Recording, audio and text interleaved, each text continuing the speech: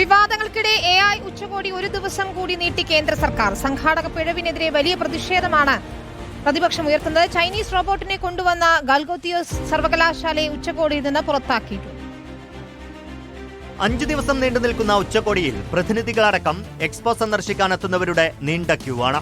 തിരക്ക് നിയന്ത്രിക്കാൻ ശക്തമായ നടപടികൾ കേന്ദ്ര സർക്കാർ സ്വീകരിച്ചില്ല എന്നാണ് പ്രതിപക്ഷത്തിന്റെ ആരോപണം. പ്രതിനിധികൾക്ക് ഭക്ഷണം ലഭിച്ചില്ലെന്നും UPI പേയ്മെന്റുകൾ മുടങ്ങിയെന്നും പരാതിയുണ്ട്.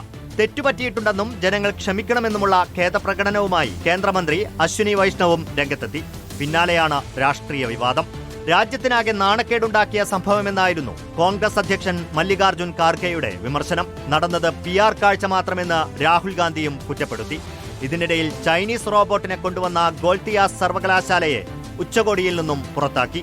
നേരത്തെ IT മന്ത്രി സമൂഹമാധ്യമങ്ങളിൽ റോബോട്ടിന്റെ വീഡിയോ പങ്കുവച്ചിരുന്നു.